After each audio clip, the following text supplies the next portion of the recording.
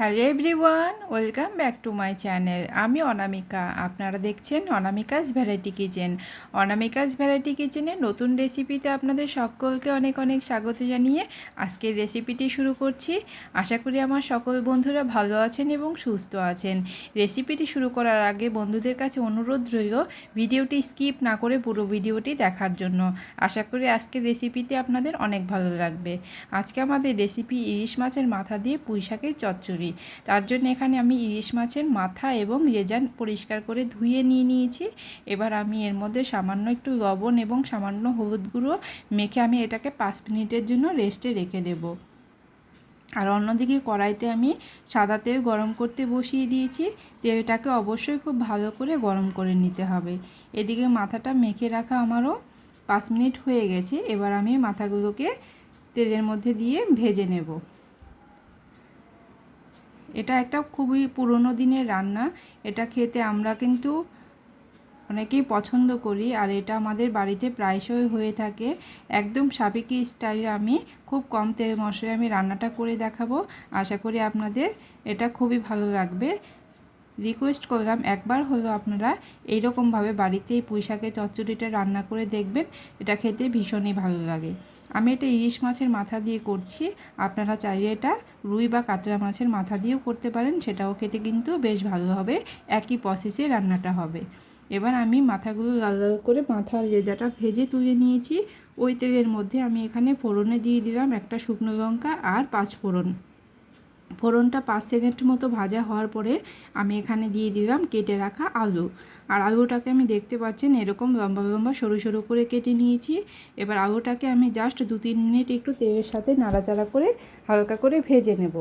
আলুটা আমি প্রথমের দিকে দিয়েছি যেহেতু আলুটা সেদ্ধ হতে একটু টাইম লাগবে। অন্য সবজির তুলনায় আলু সেদ্ধ হতে একটু টাইমটা বেশি লাগে। তারপর আলুটা 2-3 মিনিট আমি নাড়াচাড়া করে এখানে দিয়ে দিলাম মিষ্টি কুমড়ো আর দিয়ে দিলাম পটল। মিষ্টি কুমড়ো পটলটা দিয়ে খুব ভালো করে নাড়াচাড়া করে মিশিয়ে আমি এখানে দিয়ে দিলাম পুঁই শাকের ডাঁটাগুলো। আমি কিন্তু শাকগুলো এখন দেব না, শুধু ডাঁটাগুলো দিয়েছি, কেননা ডাঁটাগুলো সেদ্ধ হতে একটু টাইম লাগবে। তাই আমি ডাঁটাগুলো এই পর্যায়ে দিয়ে খুব ভালো করে সবজির সাথে সব কিছু মিশিয়ে নিলাম। নিয়ে আমি এবার 4-5 মিনিটের জন্য এটাকে ঢাকা দিয়ে দেব। গ্যাসের ফ্লেমটাকে মিডিয়ামে রেখে 5 মিনিটের জন্য আমি ঢাকা দিয়ে দিয়েছিলাম। ফিরে এলাম 5 মিনিট পরে। খুব ভালো করে এবার নাড়াচাড়া করে দেব। আর এই সবজিগুলো মোটামুটি আমার কিন্তু একটু ভাজা হয়ে গেছে। এবার আমি এখানে দিয়ে দেব বেগুন এবং ঝিঙে। ব্যাস, আমি এখানে আর কোনো রকম সবজি দেব না। আমার ঘরে এই সবজিগুলোই ছিল, আমি এগুলোই দিয়েছি। আপনারা আপনাদের পছন্দ অনুযায়ী এখানে সবজি দিতে পারেন। আমি এখানে এবার স্বাদ মতো লবণটাও দিয়ে দিলাম। আর আমি দিয়ে দিব পরিমাণ মতো হলুদ গুঁড়ো।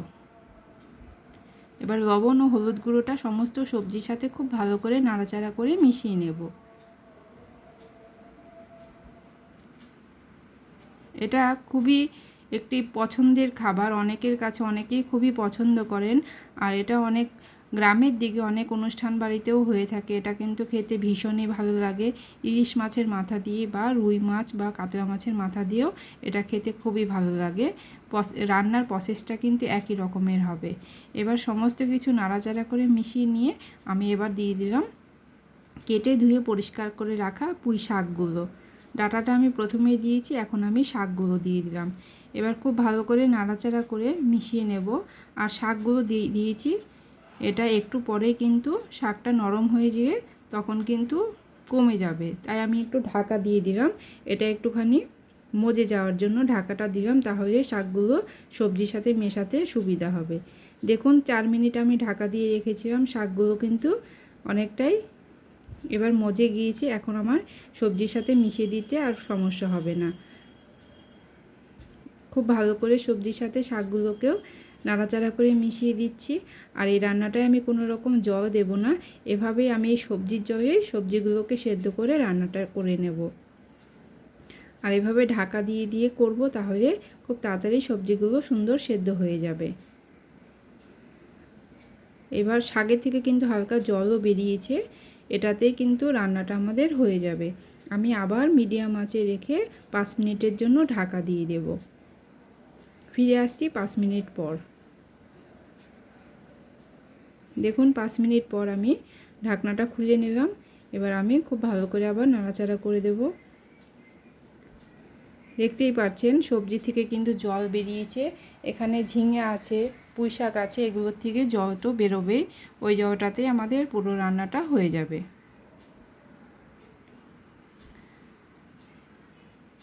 এবার আমি দিয়ে দিব ভেজে রাখা মাছের মাথা ও লেজা।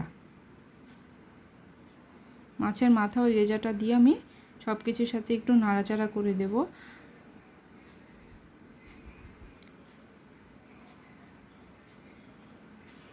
এভাবে একটু নাড়াচাড়া করে নিলাম।